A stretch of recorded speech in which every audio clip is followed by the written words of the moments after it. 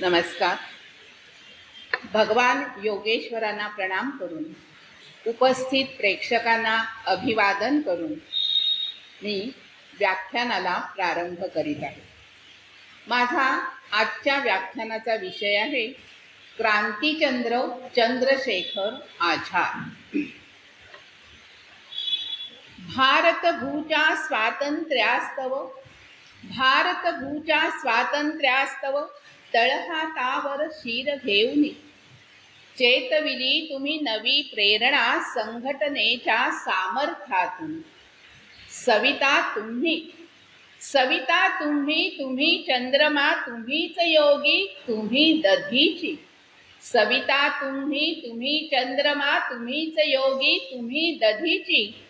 क्रांतिचंद्र तव मूर्ती अलौकिक कुसुम कोमला की वज्राची. कुसुम कोमला की वज्राची. मध्य भारतातल्या अलिराजपूर जिल्ह्यातलं एक छोटंसं खेडगाव भावरा. होय, भावरा याच नावाने ओळखलं जाणारं निसर्गाच्या कुशीत वसलेलं एक छोटंसं खेड. विंध्याद्रीच्या कुशीत निवांत असलेलं छोटीशी घरं आणि औषधाला दिसणारं एखादं दुमजली घर. धुळीने माखलेले लहान लहान रस्ते पण हिरव्यागार निसर्गाने नटलेले. आकाशाला भिडणाऱ्या विंध्याद्रीच्या उंच उंच रांगा. पावसाळ्यात दुथडी भरून वाहणारी आणि अन्य ऋतूमध्ये मात्र अंग चोरून घेणारी नदी. शेजारीच असणारा वर्तुळाकार तलाव. पर्वतराजीच्या अंगठीमध्ये जणू चमकणारा हिरास्तव. श्रमाच्या धर्मबिंदूप्रमाणे निर्मल असणारं तलावाचं पाणी. आणि अशा या शीतल मधुर जलानं सर्वांचीच मन तृप्त करणाऱ्या या तलावापासून विंध्याद्रीचं जंगल सुरू व्हायचं. गावकऱ्यांना सोबत असायची ती आदिवासी लोकांची. जीवन म्हणजे तपस्या आणि संघर्ष हेच जीवनाचं ध्येय. अशा या आदिवासींच्या सहवासामध्ये भावरा खेड आपल्याला दिसलं. अशा या भावरा खेड्यामध्ये एक छोटीशी कौलारू झोपडी होती सीताराम तिवारीजी यांची. 1901 साली दुष्काळ पडला आणि सीतारामजी बदरका गाव सोडून भावऱ्याला आले आणि बघता बघता स्थायिक सुद्धा झाले.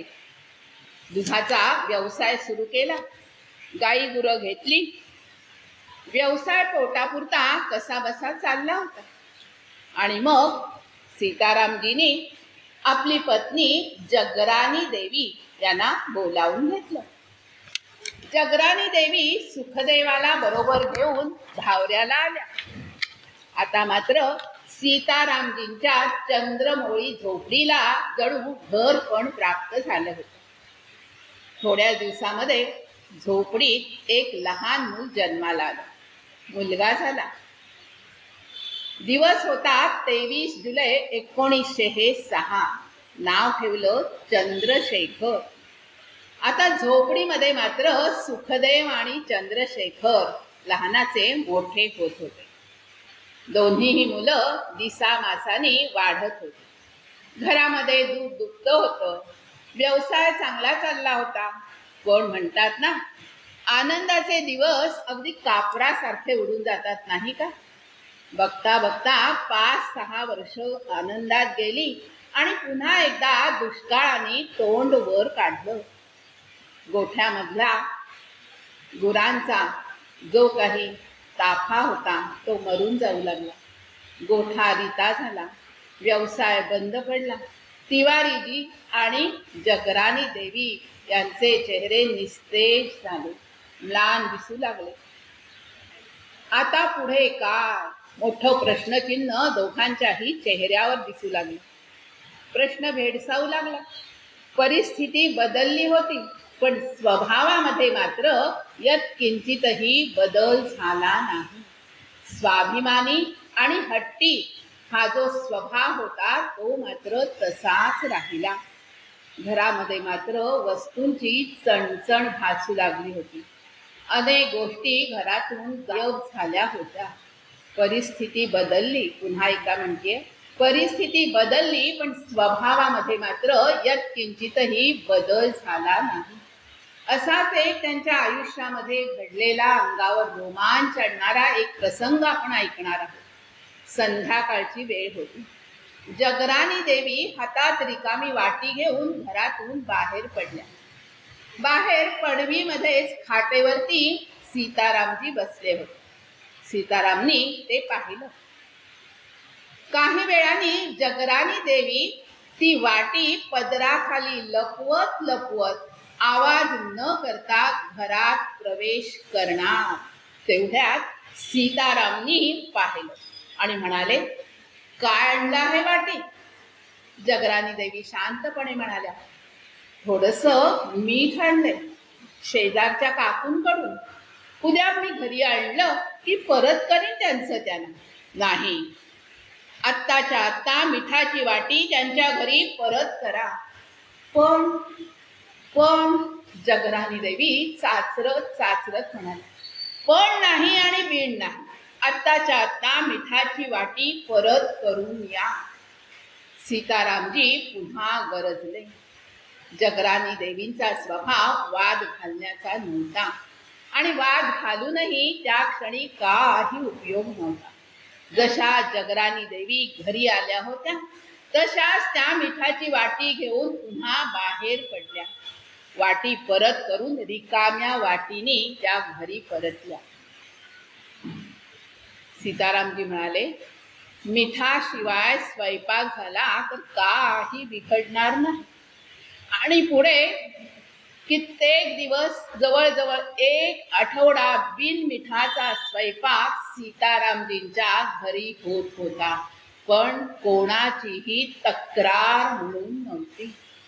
एक हृदय प्रसंग की एखाद्याचं बालपण हे कसं असू शकतं, त्यातला हा एक छोटासा प्रसंग.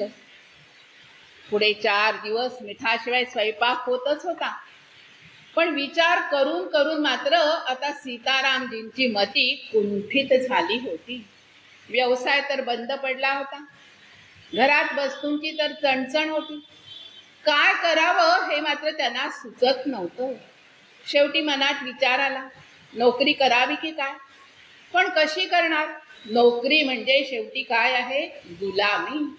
स्वाभिमानी देहाला ही गुलामी कशी सोसणार होती, कशी पचणार होती?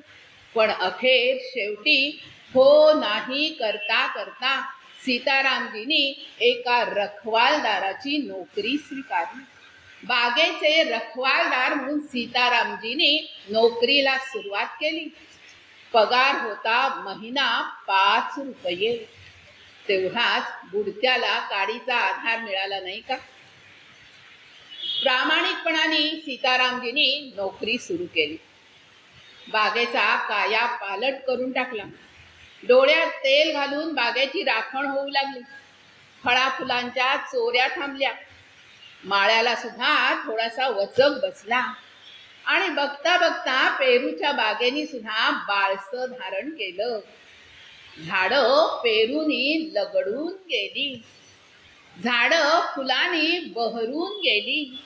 पण सीतारामजींची गरिबी तिथे कुठेही आड आली नाही.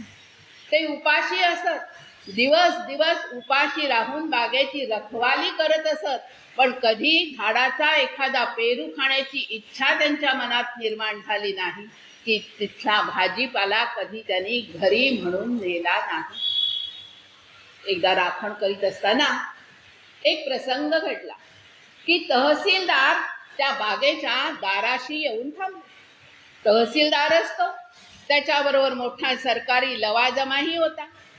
बाग पाहिली आणि एकदम खुश झाले तहसीलदार आणि एका शिपायाला म्हणाले, जा बागेमध्ये जा आणि थोडीशी फुलं घेऊन ये आमच्या देवाला. अरे च्या, पेरूची झाडं सुद्धा छान दिसतात, आण 10-12 तोडून, मुलाबाळांसाठी होतील. सीतारामजी तेथे स्तब्ध उभे होते. ते म्हणाले, साहेब थांबा, मी तुम्हाला आणून देतो फुलं आणि फळं. पण काय साहेब, ही सरकारी बाग आहे, याचे पैसे. काय पैसे? आणि माझ्याकडे पैसे मागतो? मी कोण आहे माहिती आहे का तुला? माहीत आहे साहेब. सीतारामजी नम्रपणे म्हणाले, क्षमा करा साहेब, पण नियमाप्रमाणे आपल्याला फुलांचे आणि फळाचे पैसे हे द्यावेच लागतील. हरामखोर, माझ्याकडे पैसे मागतो? तहसीलदार पुन्हा उंच आवाजात गरजले, नोकरीवरून काढून टाकील. समजतो कोण आहे स्वतःला? सीतारामजी तरीही शांत उभे होते. म्हणत होते, नियमाबाहेर वर्तन करणं माझ्या स्वभावाला पटणार नाही. साहेब, मला ही गोष्ट कदापिही जमणार नाही. तहसीलदार तणतणत आले तसे तणतणत लवाजम्यासह निघून गेले. एकही फूल आणि एकही फळ त्यांच्या हाताला लागलं नाही. पण दुसऱ्या दिवशी सीतारामजींच्या मनामध्ये विचार आला. सकाळी उठले आणि तडक त्यांनी ऑफिस गाठलं.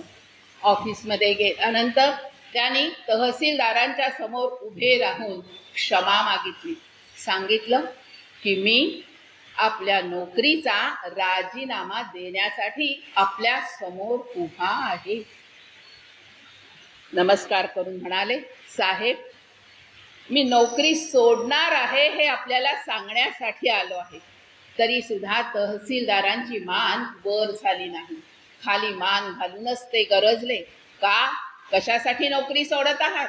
नाही, नियमाबाहेर वर्तन करणं माझ्या स्वभावाला कधीही पटणार नाही. तेव्हा मात्र तहसीलदारांचा आवाज थोडा खाली आला आणि ते म्हणाले, अरे सीताराम, काल माझंच थोडं चुकलं नाही का? रागाच्या भरात मी तुला नाही नाही ते बोललो, पण असा मला प्रामाणिक आणि इमानदार नोकर गमावणं हे मात्र कदापिही शक्य होणार नाही. तू कसली माझी क्षमा मागतोस? मीच तुझी क्षमा मागतो आहे. जा, पुन्हा कामाला लाग. आणि सीतारामजी पुन्हा कामावरती रुजू झाले. आणि अशा या स्वाभिमानी घरामध्ये प्रामाणिकपणाचं बाळकडू पीत पीत शेखर हा लहानाचा मोठा होत होता. 6-7 वर्षाचा शेखर आता प्राथमिक शाळेमध्ये त्याला दाखल करण्यात आलं होतं. सुखदेव सुद्धा त्याच्याच शाळेमध्ये होता. खेडेगावातली शाळा ती. कधी शिक्षक नसायचे तर कधी विद्यार्थी नसायचे. अभ्यासापेक्षा शाळेला सुट्ट्याच जास्त असायच्या. आणि मग अभ्यासाचा काय? आनंदी आनंद. मुलं मुक्तपणे संचार करायला, हुंदडायला कायम रिकामीच असायची. आणि मग सीतारामजी हे सारं दृश्य पाहत होते आणि मग व्यथित होत होते. त्यांना वाटत होतं की गरिबीमुळे स्वतःचं शिक्षण मला पूर्ण करता आलं नाही, पण माझ्या मुलाने मात्र पंडित व्हावं, विद्वान व्हावं ही त्यांची मनापासूनची इच्छा होती. पण हे घडणार कसं? शेवटी योगायोग म्हणा की मनोहरलालजी त्रिवेदी नोकरी निमित्त भावऱ्याला आले आणि ते सुद्धा उत्तर प्रदेशातील उन्नाव गावचे रहिवासी होते.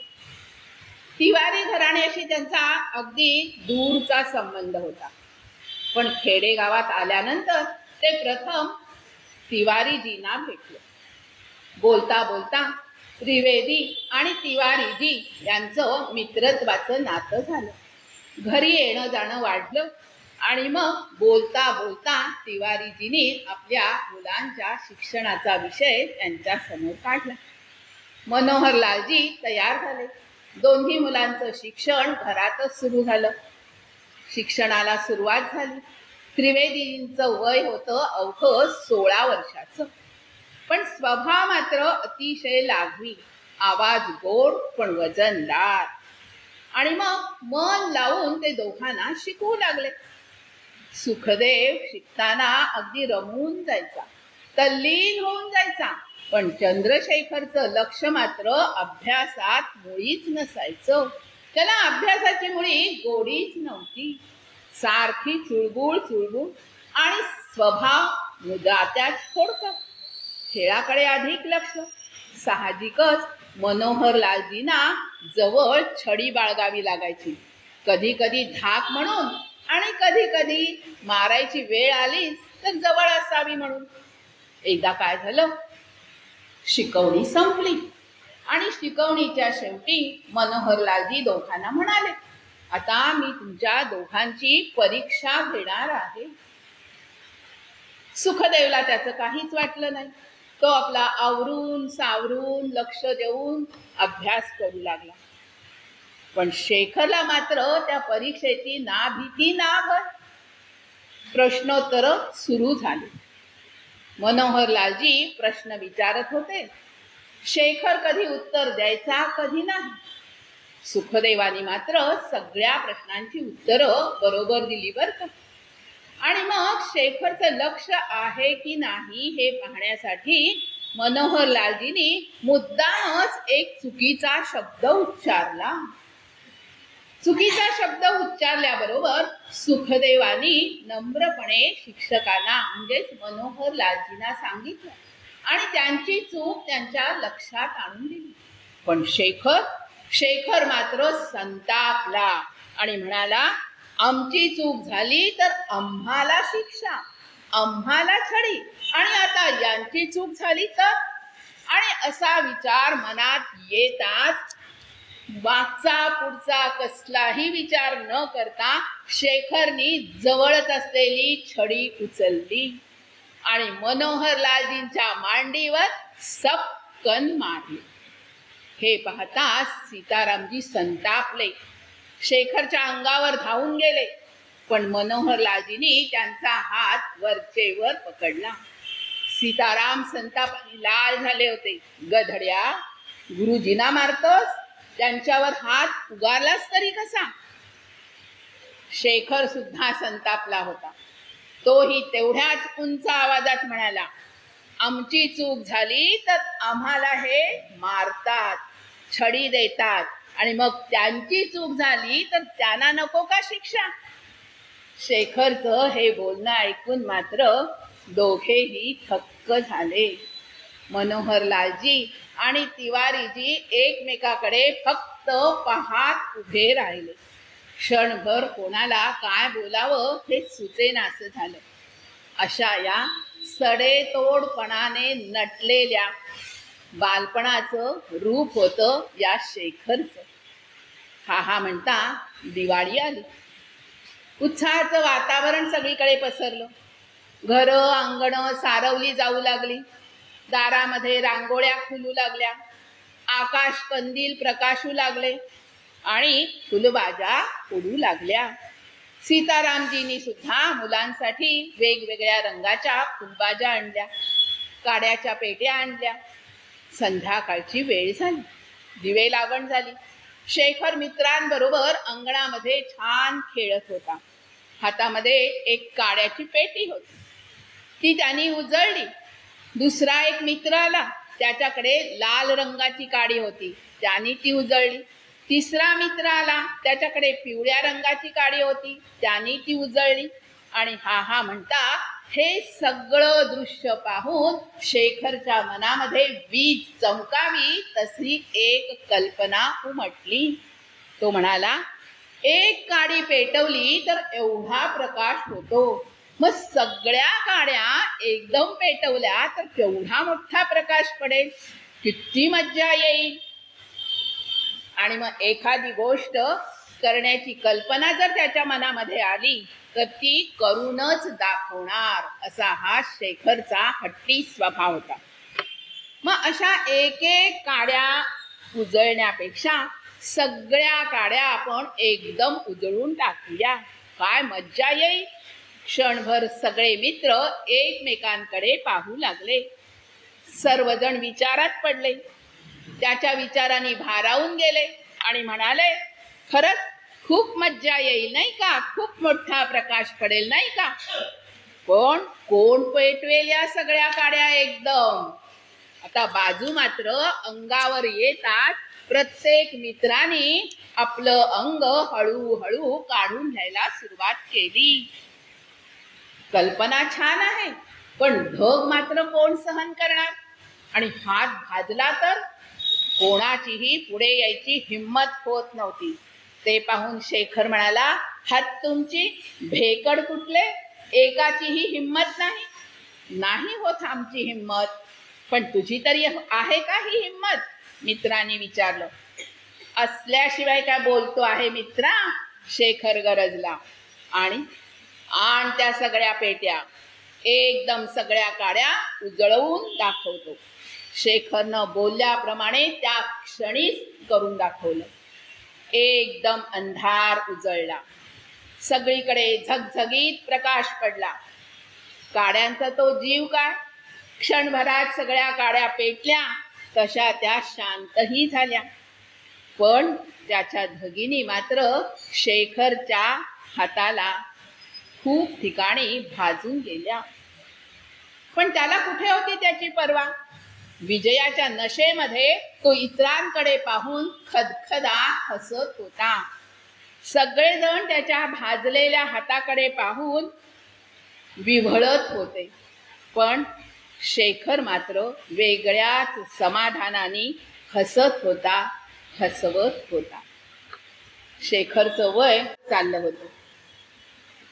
तशी त्याला आता घरची बंधनं मात्र जाचक वाटू लागली होती. सनातनी ब्राह्मणाचं त्याचं घर होतं. कडक सोवळं, पाटावरच जेवायला बसायचं. जेवताना उठायचं नाही. संध्याकाळी दिवे लागण होताच घरी यायचं. हातपाय धुवायचे, शुभं करोती म्हणायची, सर्वांना वाकून नमस्कार करायचा, बाहेरचे पदार्थ खायचे नाही. एक ना अनेक अशी अनेक बंधनं शेखरवरती होती. अर्थात सुखदेवावरती पण होती बरं का. पण शेखरचं मन मात्र बंडखोर होतं. आणि ते बंडखोर मन चिडून उठायचं. रोज त्या गोष्टी करण्याचा त्याला अतिशय कंटाळा आला होता. पण वडिलांपुढे कोणाचं काही चालत नव्हतं.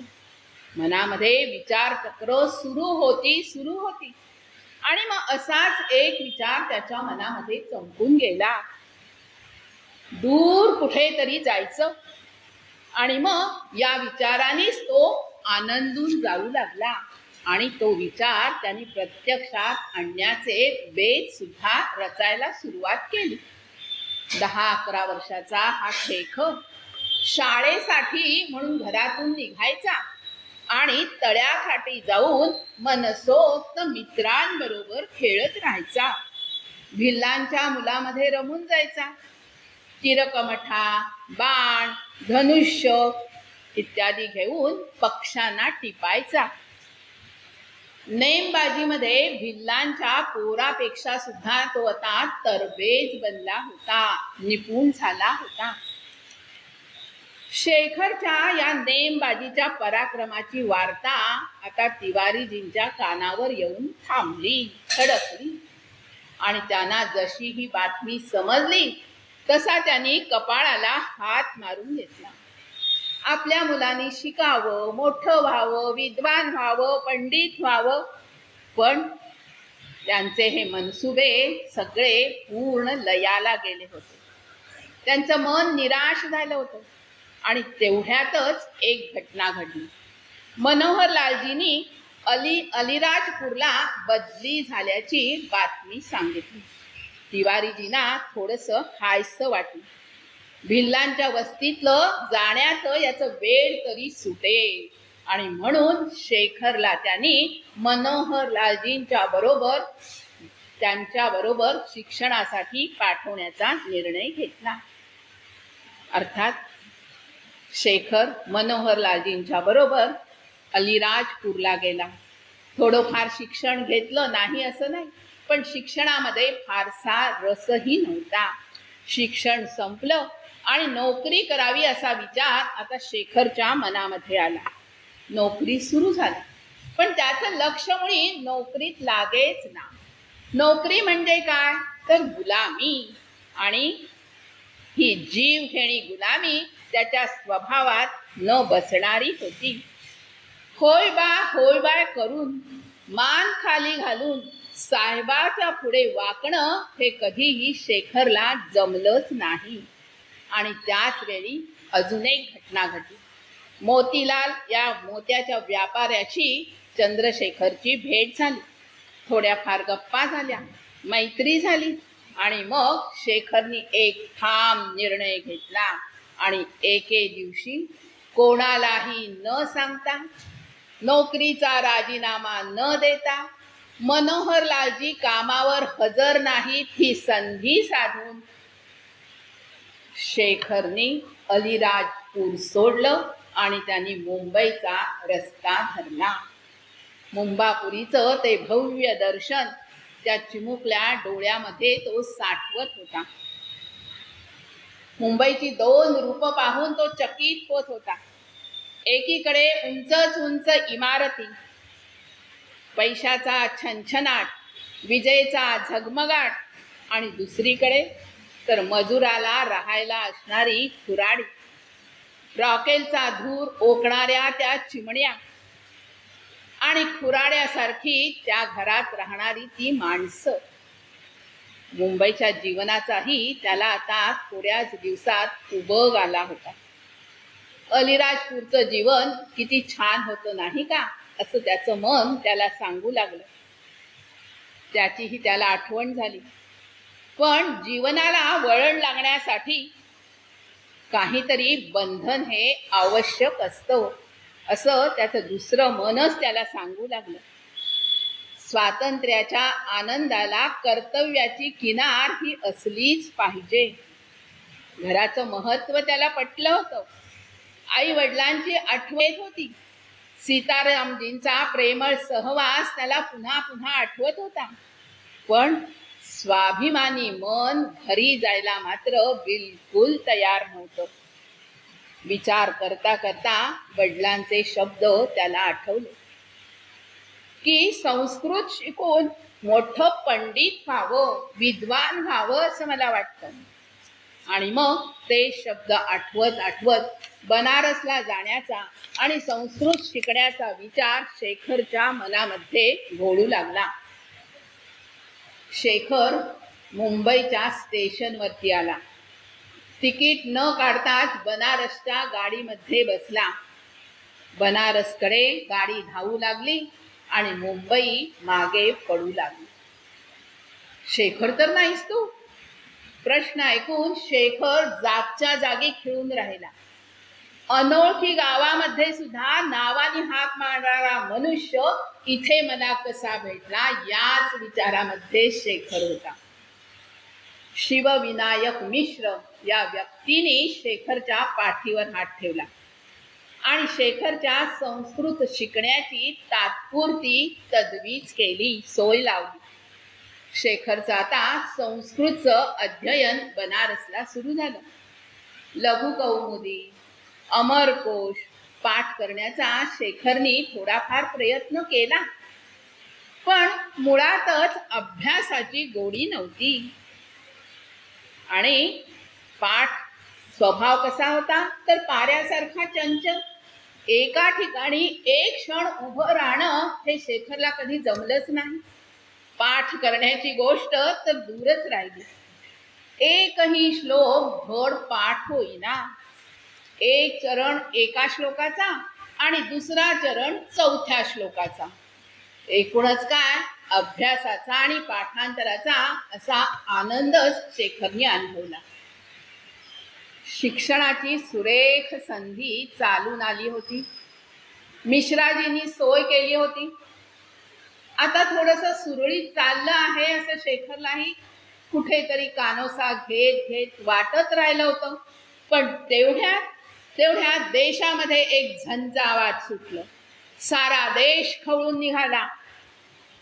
बनारस त्याला अपवाद नव्हतं आणि शेखरचं जीवन सुद्धा.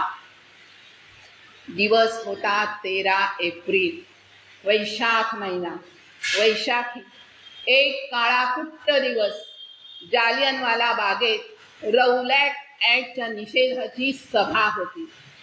अचानक भाषणामध्ये रंगून गेलेल्या निशस्त्र नागरिकांवरती एकाएकी गोळ्यांचा तुफान वर्षाव सुरू झाला. लोक घाबरले, सैरावैरा पडू लागले. चारही बाजूनी उंचच उंच असणाऱ्या भिंती, बाहेर जायला एकच एक असणारा चिंचोळा मार्ग, पिंजऱ्यात अडकलेल्या केविलवाण्या उंदरांसारखी झालेली नागरिकांची स्थिती, आर्त किंकाळ्या, जखमी लोक, रक्ताचा सडा, 10 मिनिटं अमानुष झालेला गोळीबार, हिंसेचं तांडव नृत्य, हे पाहून यमराज सुद्धा बधीर झाला असता. बनारसला या सर्व बातम्या येत होत्या, वर्तमानपत्रामध्ये झळकत होत्या. पहिल्या पानावरच्या या बातम्या ऐकून शेखरचं मन मात्र आता निराश झालं होतं. शेखर आता सभाना जाऊ लागला होता. सभा गाजवत होता. मनात आगीचा डोंब उसळला होता. आणि याच वेळी महात्मा गांधींनी असहकाराच्या चळवळीचं रणशिंग फुंकलं होतं. आणि हे सारं जवळून आणि निरखून पाहणाऱ्या या शेखरने त्याच दिवशी स्वतःला स्वातंत्र्य संग्रामामध्ये झोकून देण्याची प्रतिज्ञा केली. शेखरचं जीवन पूर्णपणे बदलून गेलं. शेखर आता निदर्शनात भाग ठेवू लागला. भारत माता की जय, वंदे मातरम अशा घोषणा देऊ लागला. भिंतीवरती घोषणापत्रक चिकटवू लागला. शेखर अनेक कामांमध्ये गुंग झाला. तेवढ्यात अनेक कार्यकर्ते पकडले गेल्याची बातमी त्याच्या कानावर आली. शेखरही त्यामधलाच एक होता. गोऱ्या अधिकाऱ्यांनी शेखरला पकडलं आणि तुरुंगामध्ये बंदिस्त केलं. दुसऱ्याच दिवशी कोर्टाचं कामकाज सुरू झालं. शेखरच्या कॉलेजमधील एक विद्यार्थी आरोपीच्या पिंजऱ्यामध्ये उभा करण्यात आला. न्यायाधीशांनी त्याला प्रश्न सुरू केले. तुझं नाव काय? त्या मित्राने उत्तर दिलं, माझं नाव नोव्हेंबर. तुझ्या वडिलांचं नाव काय? वडिलांचं नाव डिसेंबर. आणि दुरुत्तर ऐकून न्यायाधीश अजूनच संतापला. त्याला कठोर मधली कठोर शिक्षा फरमावण्यात आली. आणि त्यानंतर मिसरूडही न फुटलेल्या चंद्रशेखरला पिंजऱ्यामध्ये आणून उभं करण्यात आलं. सौम्य शब्दात पण अपमानित झालेल्या त्या न्यायाधीशांनी आता शेखरला प्रश्न विचारायला सुरुवात केली. तुझं नाव काय? तुझं नाव काय? शेखरनी ताठ मानेने उत्तर दिलं, मेरा नाम आझाद है. तुझ्या वडिलांचं नाव काय? मेरा पिता स्वतंत्रता है. स्वतंत्रता यह मेरे पिताजी का नाम है. तुझं राहण्याचं ठिकाण? जेल खाना, बंदी गृह. निधड्या छातीने दुरुत्तर करणाऱ्या या पोराचे बोल ऐकताच न्यायाधीश खवळला. आरोपी को 15 बेतों की सजा दी जाती है. शेखरला बनारस सेंट्रलला जेलमध्ये आणण्यात आलं. स्वभावाने क्रूर असणारा गंडासिंह जेलर तिथे उभाच होता. सत्याग्रहींना शिक्षा देताना तो अतिशय आनंदून जात होता. आज त्याला नवीन सावध सापडलं होतं. शिक्षेची तयारी झाली. फक्त लंगोट अंगावरती ठेवण्यात आला. बाकी सर्व कपडे उतरवण्यात आले आणि फटके मारण्यासाठी तिकटीला बांधायला लागले. गोरे अधिकारी, तो शेखर निर्भयपणे म्हणाला, बांधते क्यों हो? मारो, मैं यहाँ खड़ा हूं, मैं यहाँ खड़ा हूं. शेखरचं धैर्य पाहून गंडासिंह आणि इतर सगळे गोरे अधिकारी सर्द झाले. कित्येक जण बेहोशी यावी म्हणून गांजा आणि चरस पीत असत. पण इथे हे मिसरूड सुद्धा न फुटलेलं पोर तिकटीला सुद्धा बांधू नका असं हसत मुखाने सांगत होतं. गंडासिंहने आज्ञा दिली, हा लगाओ वेद, लगाओ वेद. तेल लावलेला वेद काडकन शेखरच्या पाठीवर बसला. पण वेदना विसरण्यासाठी तेवढ्याच जोराने शेखरने घोषणा दिली, वंदे मातरम. दुसरा वेद पाठीवर बसला. पुन्हा शेखर गरजला, भारत माता की जय. पाठीवरती वेद वेद पडत होते. पाठ रक्तबंबाळ झाली होती. घोषणा देत देत शेखर हसत मुखाने सर्व काही सहन करीत होता. इंग्रजांचं राज्य नेस्तनाबूत करणं आणि देशाला स्वातंत्र्य मिळवून देण्याचं माझं जे काही इच्छित कार्य आहे त्यासाठी काहीही सहन करावं लागलं तरी चालेल, असंच तो हसत मुखाने सांगत होता. हा म्हणता शेखरच्या शिक्षेची बातमी संपूर्ण बनारस शहरामध्ये पसरली. स्वातंत्र्य शरीराचं नाही, मनाचं असावं लागतं. शरीराला बंदी करता येतं, ते फार सोपं काम आहे, पण मनाला बंदी करणं अतिशय अवघड काम आहे. हे चंद्रशेखरनी आज सगळ्यांना दाखवून दिलं. मेरा नाम आझाद है, हे वाक्य त्यांनी प्रत्येकाच्या अंतःकरणामध्ये आज कोरलं होतं. श्री प्रकाश नावाच्या अध्यक्षांनी शेखरचा उल्लेख चंद्रशेखर आझाद असा केला आणि त्या दिवसापासून चंद्रशेखर तिवारी चंद्रशेखर आझाद बनले. शिक्षणातील रस केव्हाच आटला होता. प्रणवेश मुखर्जी, मनमथ गुप्ता यांच्याशी क्रांतिकारी संघटनेच्या आता चर्चा सुरू करण्यास शेखरनी रस घेतला होता. चैतन्याने सळसळणाऱ्या अनुभवी क्रांतिकारकांमध्ये आता शेखरची उठबस होत होती. गोविंदचरण कार, विष्णू शास्त्री शरण दुबलीश, प्रेमकृष्ण खन्ना, मुकुंदीतील गुप्ता, वीरभद्र तिवारी क्रांतीच्या प्रांगणामध्ये आता तेजस्वी हालचाली स्वातंत्र्यासाठी सुरू झाल्या. चंद्रशेखर भाषण करू लागला.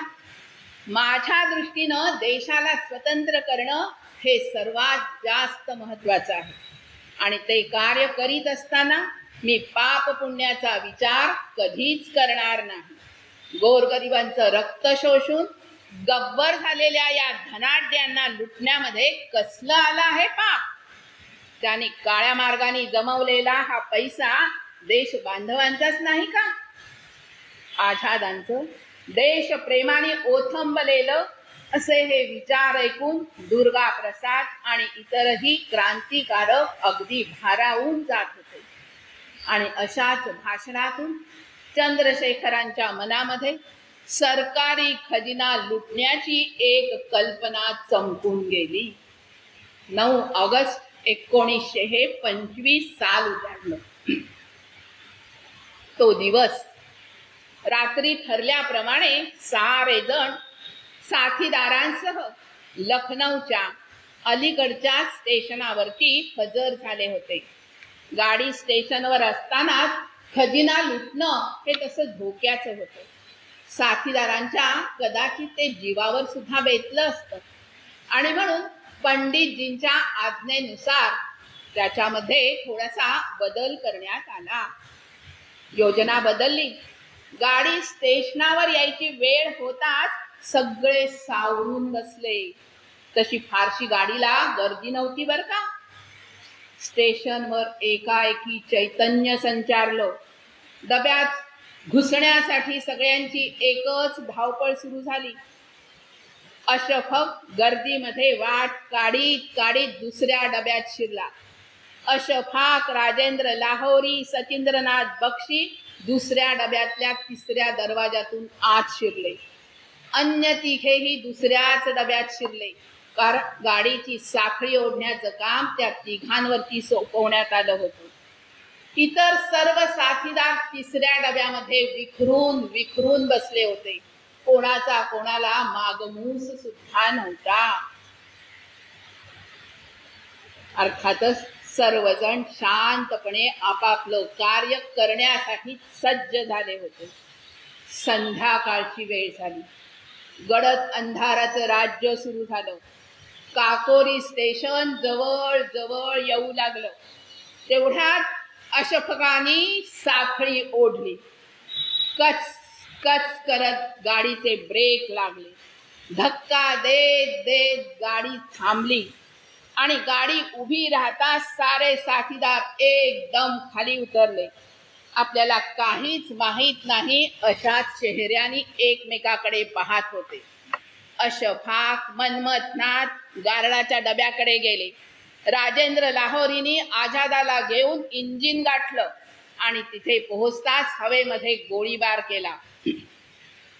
2-2 गोळ्या झाडल्या आणि प्रवाशांना ओरडून सांगितलं, आम्हाला कोणत्याही प्रवाशाला त्रास द्यायचा नाही किंवा तुमच्या चीज वस्तूही आम्हाला लुटायच्या नाहीत. आम्हाला हवा आहे फक्त सरकारी खजिना आणि म्हणून कोणीही गाडीतून उतरू नये, खिडकीतून डोकावून पाहू नये. अशा प्रकारची विनंती त्यांनी प्रवाशांना केली.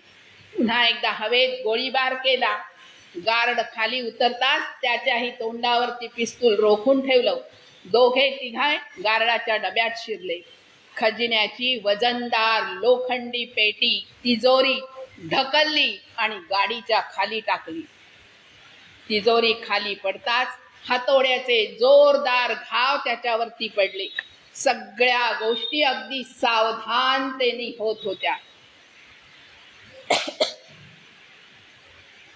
तिजोरीला भेगा पडत होत्या. सर्वांचे चेहरे आता आनंदाने उजळून निघाले होते आणि तेवढ्यात दुरून प्रकाश दिसला. दुरून गाडी येत आहे असं पाहताच पुन्हा विचारचक्र सुरू झालं.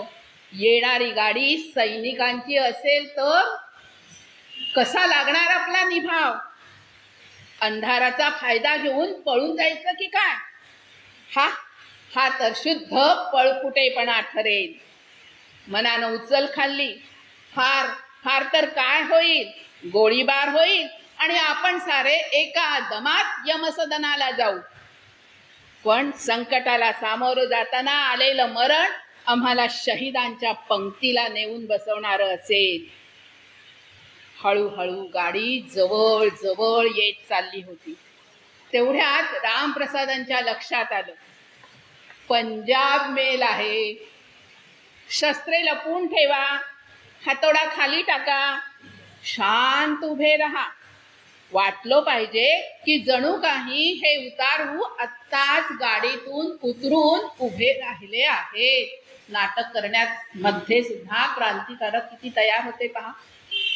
धाड धाड करीत गाडी आली तशीच निघून गेली. भयानक स्वप्नातून जाग यावी आणि मनावरचा अडसर दूर व्हावा, दडपण दूर व्हावं, तसं सर्वांनाच आता हायसं वाटलं. हवेत गोळीबार झाला. सगळेजण पुन्हा कामाला लागले. अशफाकनी गाडीच्या दोन्ही बाजूला पुन्हा पिस्तूल रोखलं. चार घाव घालत घालत तिजोरी फोडली आणि मग घामाने निढळणाऱ्या त्या चेहऱ्यावरती मात्र हसू दिसू लागलं. आनंदाने सगळेजण बेहोश झाले. ओरडू लागले, हो गया काम, अपना काम फत्ते हो गया. पैशाच्या थैल्या काढल्या. एक मोठी चादरच फक्त होती बरोबर. त्यात त्या सगळ्या थैल्या ठेवल्या गेल्या. पंडितजीने आदेश दिला, चलो. गाडीतील प्रवाशांची दिशाभूल करण्यासाठी सर्वजण लखनौच्या विरुद्ध दिशेने जाऊ लागले. थोड्या वेळाने गाडी सुरू झाली. आली तशी ती निघून झाली. सगळेजण शांतपणे आपला मार्ग आक्रमित होते. पावसाची रिपरिप सुरू झाली होती.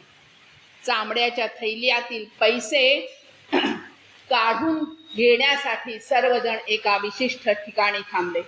रस्त्यावर साचलेल्या एका डबक्यामध्ये रिकाम्या थैल्या टाकून दिल्या.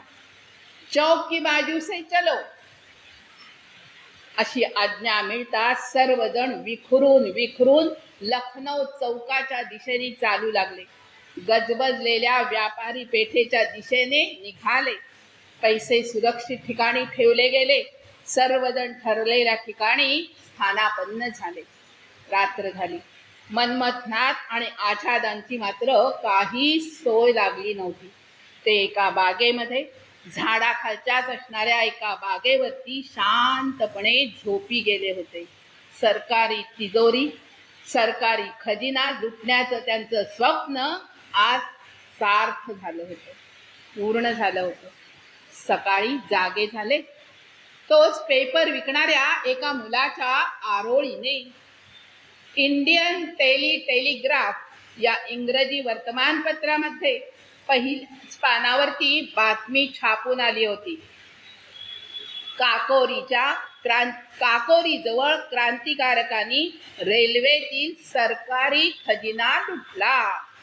3 लोकांचा मृत्यू, त्यामध्ये एक इंग्रज अधिकारी. बातमी ऐकून आझाद ताडकन उठले. काय, 3 जण गेले? हे कसं शक्य आहे? काकोरीच्या या रेल्वे लुटीच्या बातम्यांनी मात्र इंग्रज सरकार खडबडून जागं झालं होतं. आणि याचा शोध लावण्यासाठी मिस्टर हर्टन यांनी एक दल तयार केलं होतं. काकोरी कटामध्ये भाग घेणारे लोक होते फक्त 10, पण पोलिसांनी मात्र जवळजवळ 40 लोकांना अटक केली होती. रामप्रसादांनी हे सारं पाहिलं. रोशनसिंह ठाकूर होते, रामप्रसाद होते.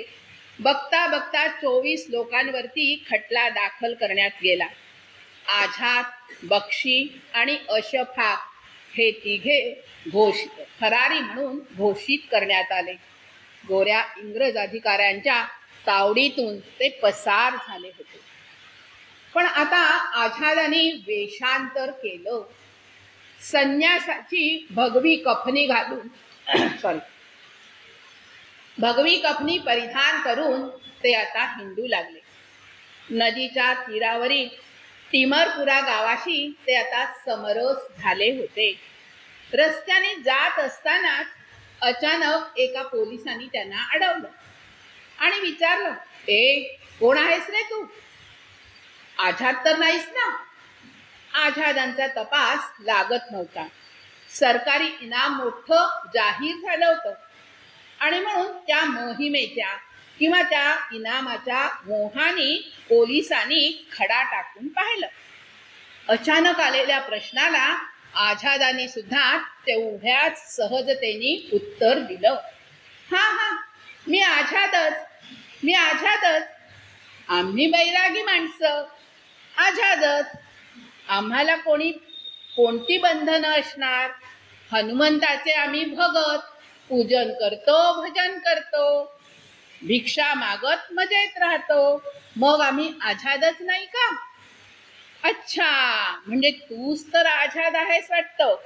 चला आता आमच्या बरोबर. पोलीस गरजले. कुठे? पोलीस ठाण्यावर. कशाला रे बाबा? तिथं गेल्यावर समजेल ना तुला. हे प्रकरण अंगाशी येणार असं आझादांना वाटू लागलं. चौकीवर जाण्याचं टाळण्याचा त्यांनी प्रयत्न केला. पुन्हा पोलिसाला सांगितलं, पण पोलीस काही ऐकायला तयार होईना. असं पाहताच आझादांनी युक्ती लढवली. तुझ्या साहेबापेक्षा माझा हनुमान मला मोठा आहे. मी फक्त त्याचाच हुकूम मानतो. तुला वाटलं तर तू तुझ्या साहेबाचा हुकूम मान. लक्षात ठेव, माझ्या वाटे जाशील तर याद राख. आणि त्यांचा तो अवतार, लाल डोळे, दरडावून बोलणं, हे सगळं ऐकताच त्या पोलिसाची मात्र भंबेरी उडाली.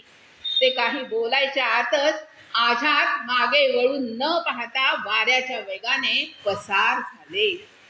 आझाद आता वेषांतर करत असतानाच रामानंदांच्या घरी त्यांचा भाऊ म्हणून राहू लागले.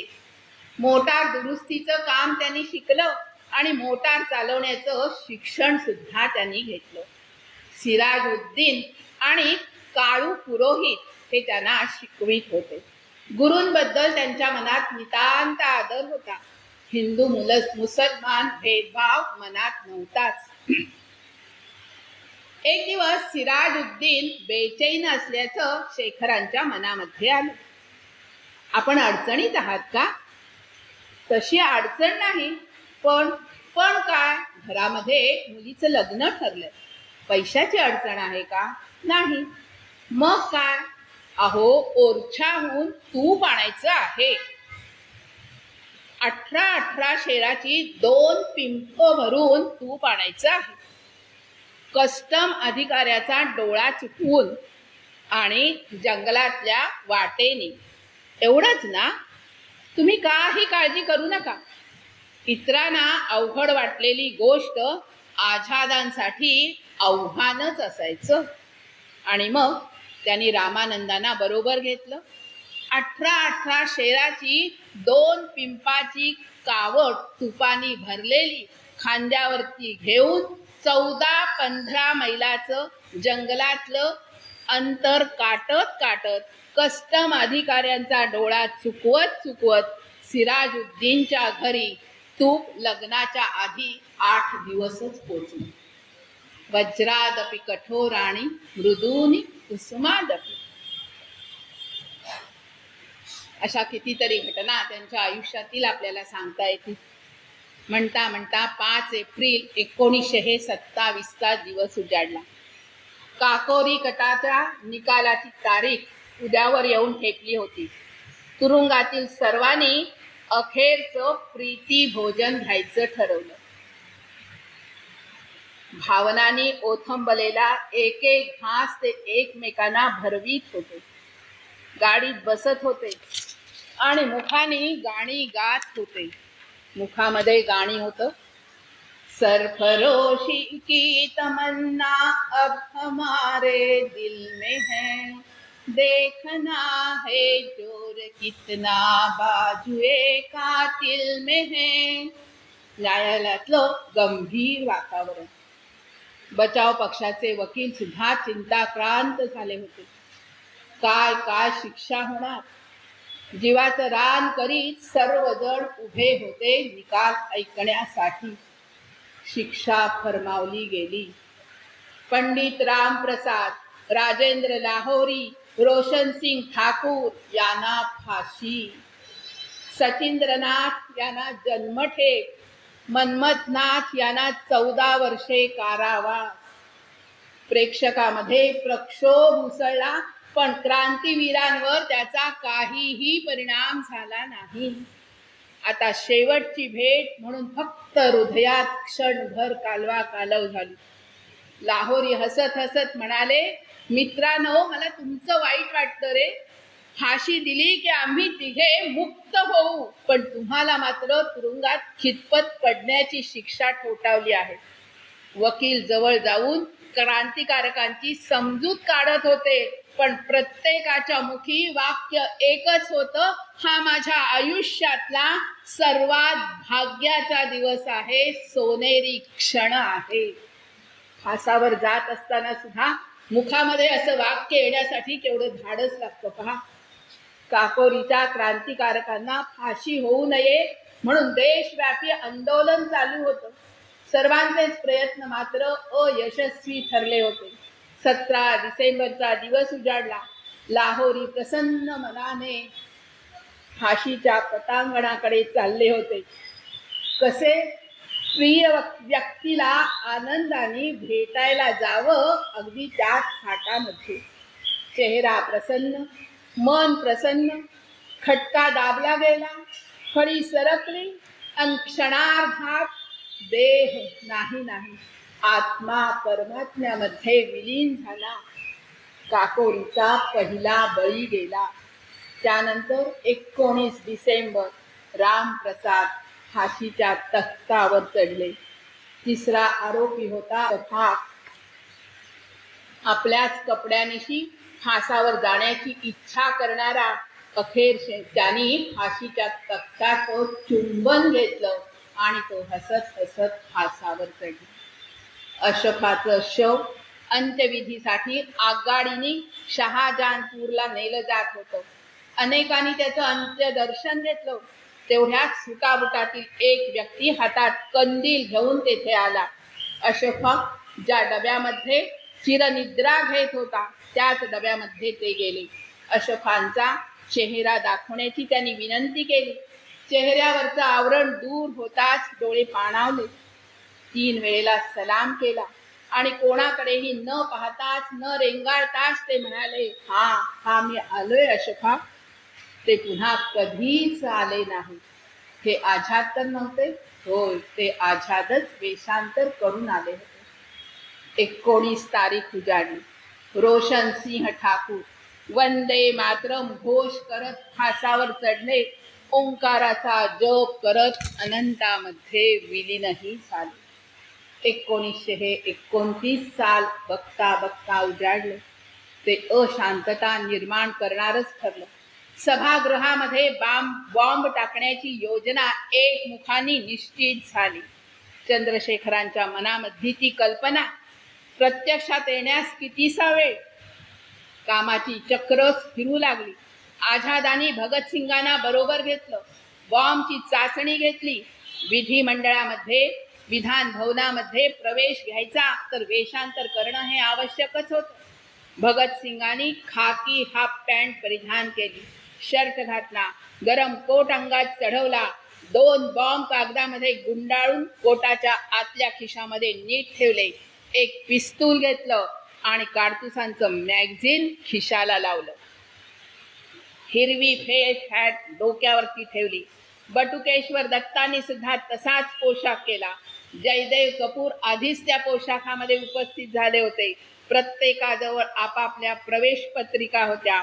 8 ऑगस्टचा तो दिवस उजाडला. प्रेक्षागृह माणसांनी भरून गेलं होतं, फुलून गेलं होतं. पहिल्याच रांगेत गृहमंत्री होते, जेम्स केटर होते, विधिमंत्री होते, मित्र होते, उद्योग मंत्री होते, व्यापार मंत्री होते, मोतीलालजी नेहरू होते, जयकर होते, मदन मोहन होते. सर्व मान्यवरांनी पहिल्या 3 रांगा भरून गेल्या होत्या. बॉम्ब कुठे फेकायचा? भगतसिंगांनी विचार केला. जॉर्ज शुस्टरच्या कोपऱ्यामध्ये कोचाच्या मागे जागा निश्चित करण्यात आली. खुणेनेच एकमेकांना खुणावलं गेलं.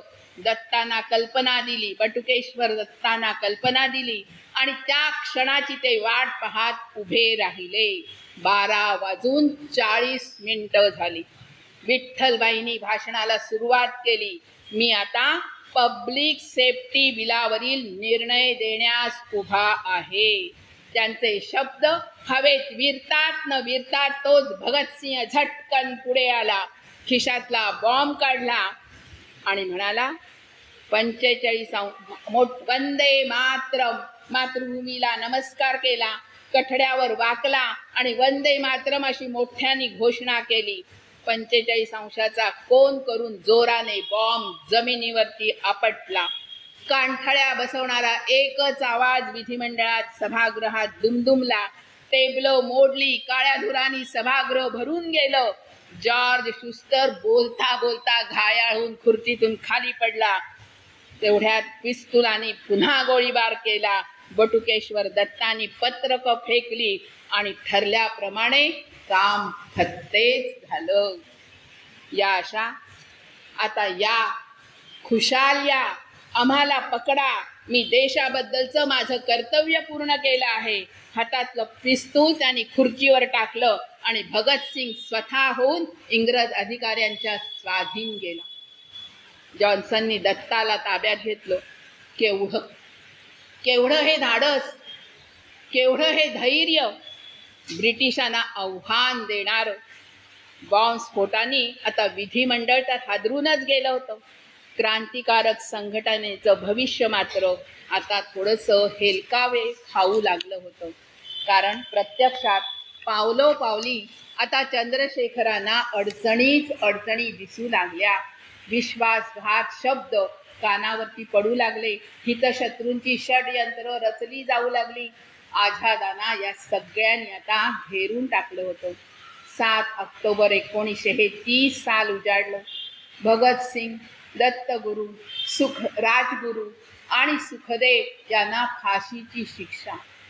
लाहोरी कटाचा शिववर्मा, किशोरीलाल इत्यादींना जन्मठेप काळ्या पाण्याची शिक्षा. संकट चारी बाजूनी डोकावत होती. चेहऱ्यावरती चिंता होती. पौर्णिमेच्या चंद्राला जणू ग्रहण लागलं होतं. आणि असं असताना सुद्धा साथीदारांना शिक्षेतून सोडवण्याची वेडी आशा शेखरच्या मनामध्ये अजूनही रेंगाळतच होती. हा म्हणता वैशंपायनांच्या अटकेची बातमी 11 फेब्रुवारीला आझादांच्या कानावर येऊन थडकली. मस्तकावर पहाड कोसळल्यासारखं झालं. आता मात्र पंडितजी एकटेच राहिले होते. पाण्याशिवाय मासोळी अशी त्यांची अवस्था झाली होती. त्यांच्या आठवणींनी ते अतिशय व्याकुळ झाले होते. अखेर पोलिसांनी दावा साधला. पोलिसांनी कसला? वीरभद्र आणि यशपाल यांनी दावा साधला होता. दोघांच्या या कारवाया आणि वाटा बंद कराव्यात म्हणून त्यांनी सुधारण्याचं काम करावं असा प्रयत्न पदोपदी केला जात होता. पण झालं मात्र वेगळंच. त्यांनीच या संघटनेच्या दलाच्या पाठीमध्ये खंजीर खुपसला. जिथे जगले, जिथे फुलले, तिथेच विश्वासघात केला. मातृभूमीच्या स्वातंत्र्याचं कंकण बांधलं, तिथेच त्यांनी गद्दारी केली. साथीदारांची आठवण होताच आझादांचं मन भरून येत असे. रात्रीच्या शांत वेळेमध्ये जीवनाची जुनी पानं चाळता चाळता त्यांच्या डोळ्यासमोर ती फडफडू करू लागली होती. न्यायाधीशासमोर उभा राहून उत्तर देण्याचा किती छोटा प्रसंग होता नाही का माझ्या आयुष्यात. त्यानेच माझ्या जीवनाची दिशा बदलून गेली. राजमार्ग सुटला. बालवयातच मेरा नाम आझाद है अशी गर्जना केली. चंद्रशेखर तिवारींचे चंद्रशेखर आझाद झाले. मास्टर रुद्रनारायणांचा सहवास लाभला. हिंदुस्तान सोशालिस्ट रिपब्लिकन असोसिएशन स्थापन केलं. अनभिषिक्त सेनापती पद प्राप्त झालं. एक ना अनेक कितीतरी गोष्टी डोळ्यासमोरून तरळून जात होत्या. जुन्या स्मृतीभोवती मन रेंगाळत होतं. पण साथीदारांवर प्रेम केलं ते मात्र अनंताच्या वाटेवर कधीच निघून गेले होते. देशप्रेमात निभावलेलं त्यांचं मन आता निमालं होतं. पारतंत्र्याच्या शृंखला तोडण्यासाठी शेखरनी अपार कष्ट घेतले. पण यश मात्र त्यांना मनासारखं फारसं मिळालंच नाही. पावलोपावली अडचणी येऊ लागल्या. विश्वासघात होऊ लागला. हितशत्रूंची षड्यंत्र रचली जाऊ लागली. आणि या सगळ्यांनी आझादांना पुरतं घेरून टाकलं होतं. 26 फेब्रुवारीला बैठक झाली. 9 वाजता अल्फ्रेड पार्कमध्ये शेखरला भेटण्याचं सांगून सगळेजण आपापल्या वाटेनी निघून गेले होते. आणि अखेर तो दिवस उजाडला. 27 फेब्रुवारी 1931 आझादांना अटक करण्याची पोलिसांची योजना पूर्ण झाली. कटरा मोहल्ल्यातील घराची नाकेबंदी झाली. घरामध्ये अटक केली तर 4 लोक त्यांच्या बाजूनी उभे राहतील. घर वस्तीमध्ये अनर्थ ओढवेल. पण आवळत चाललेल्या पोलिसी या कारस्थानाची आझादांना मात्र बिलकुल कल्पना नव्हती. आझाद सकाळी उठून अल्फ्रेड पार्क पाशी आले. अंगात पांढरा शर्ट, पांढरी बंडी, पांढरं धोतर, वरून कोट. पार्कमध्ये मोठ्या एका जांभळीच्या झाडाखाली आझाद बसून राहिले. तोच रस्त्यावर पोलिसांची मोटार येऊन थांबली. 2-4 शिपाई उतरले. आझादांच्या तीक्ष्ण नजरेने त्यांच्या हालचाली निरखायला सुरुवात केली. आझाद सावध झाले. गोरा सिरा शब्द उच्चारला. सुखदेव राजला सावध केलं. ते तिथेच उभे होते. कोटातून पिस्तूल मात्र आझादांनी आता हातात घेतलं होतं. Who are you? What are you doing now? उत्तराची वाट न पाहताच पोलिसांनी आझादांवरती गोळीबार करायला सुरुवात केली. आझादांनी गोळीनीच प्रत्युत्तर दिलं. अधिकाऱ्याचा हात रक्तबंबाळ झाला.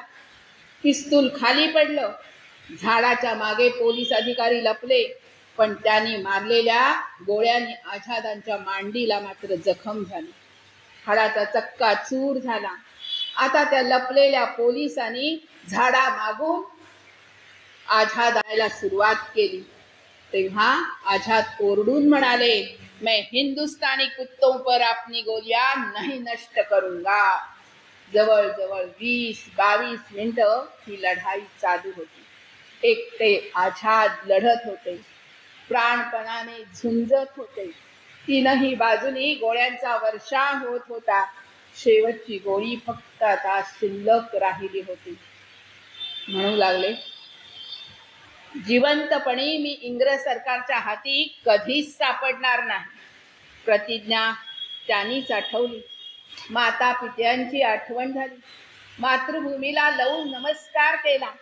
पापणी लवायच्या आत तिथली चिमूटभर माती कपाळावरती लावली आणि म्हणाले, माते, या जन्मी तुझं ऋण मला नाही ग फेडता आलं, पण तुझ्याच कुशीमध्ये पुन्हा मला जन्म दे. तुझ्या सेवेसाठी, तुझी सेवा करण्यासाठी. जननी जन्मभूमिश्च स्वर्गादपि गरीयसी. वंदे मातरम. भारत माता की जय. धन्यवाद.